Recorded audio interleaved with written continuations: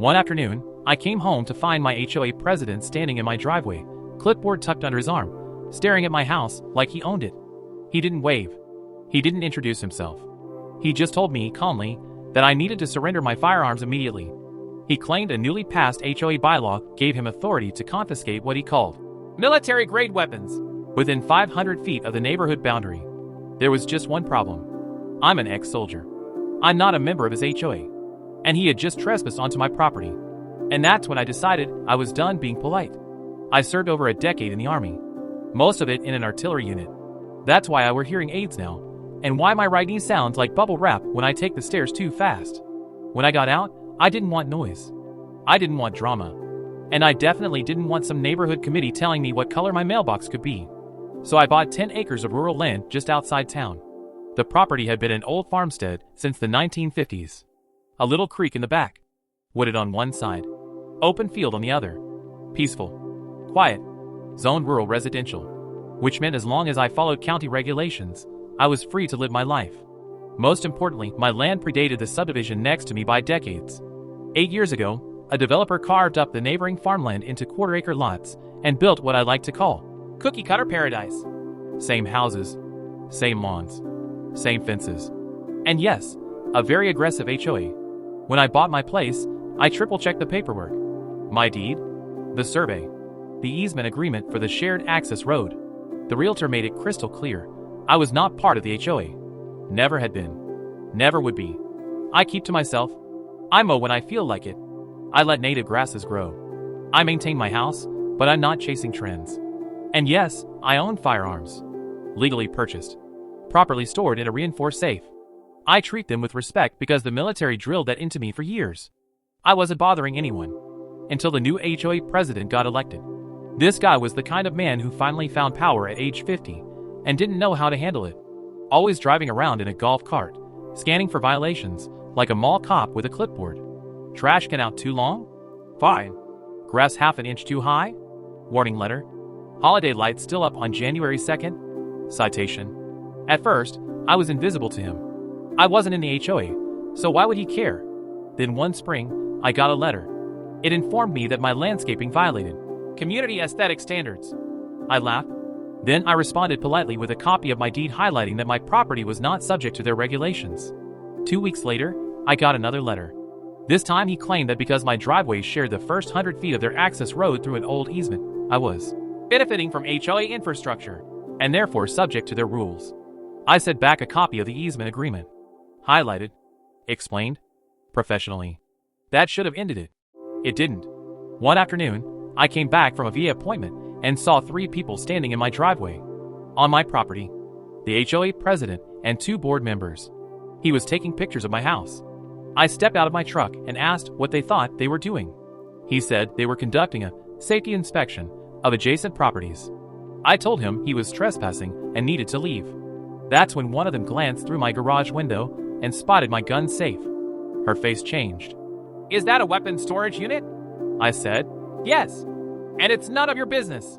The president immediately claimed they had serious concerns about military-grade firearms stored near families. He said they had just passed a bylaw banning such weapons within 500 feet of HOA property lines. I told him again, slowly, that I was not in his HOA. He said, "We'll see about that." They left. But I had security cameras, and I saved every second of footage. 3 days later, 2 sheriff's deputies knocked on my door. The HOA had reported an illegal weapon stockpile at my address. I invited the deputies inside. Calm. Respectful. Showed them the safe. The paperwork. The storage protocols. The senior deputy noticed my unit photo on the wall and asked where I served. Turns out he was a veteran too.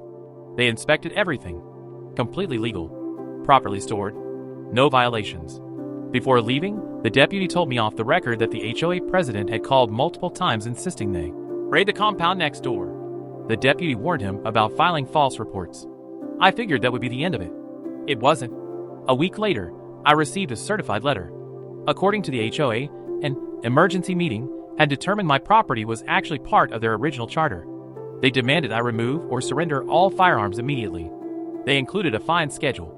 $500 for landscaping violations. $1,000 for weapons violations. And a threat to place a lien on my property if I didn't comply. That was the moment I stopped playing defense. I called my attorney. He read the letter and actually laughed.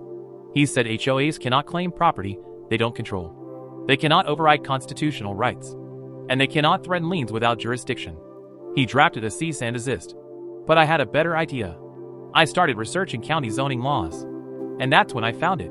My property's rural residential zoning allowed recreational shooting on parcels over 10 acres, provided safety requirements were met. There was even a county form to establish a private recreational shooting range. I smiled.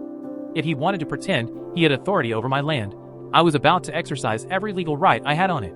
I hired a licensed surveyor to mark my property lines professionally. Turns out my boundary extended 15 feet closer to the subdivision than previously thought.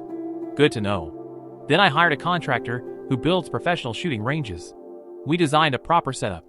25-yard pistol range. 100-yard rifle lane. Engineered backstops. Drainage systems. Ballistic containment measures exceeding county standards. I filed every document with the planning department. The county inspector came out. Measured everything. Approved it. Fully permitted. Stamped and signed. Construction started the following week. Dump trucks. Excavators. Concrete pours. It was all legal. All during permitted hours. And very visible from the subdivision. The HOA president showed up, furious. "What do you think you're doing?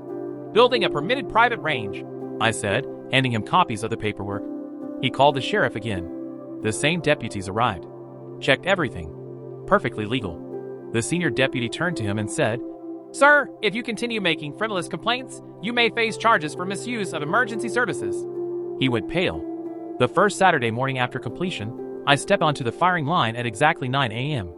Not early enough to violate noise ordinances. Just early enough to carry. I practiced for 2 hours. Safe. Controlled. Legal. The complaint letters resumed. I responded with copies of county ordinances. The sheriff stopped taking his calls seriously. Then I invited a few veteran buddies over. Small group. All legal. All responsible. Word spread. A local veteran nonprofit asked if they could host firearm safety courses on my range. I agreed, free of charge. The county supervisor even stopped by and thanked us for supporting veterans. The local paper ran a positive story. Now the HOA looked like they were targeting a veteran community program. Then the final twist happened. The sheriff's department asked if they could use my range for training. Apparently it met their safety standards. I said yes. Also free of charge. Now, every other week, sheriff's deputies train on my property. The same department the HOA kept calling. The harassment stopped completely after that. The president moved away 6 months later. Houses in that subdivision started sitting on the market longer. Turns out buyers don't love neighborhoods famous for bullying veterans over legal property rights. I never broke a law. I never acted unsafely. I followed every regulation to the letter. I tried being polite. They escalated. So I complied maliciously. And every Saturday morning at 9 a.m., when the first controlled shot echoes across that subdivision, it's a reminder of one simple fact. You can't control what you don't own. He picked the wrong house.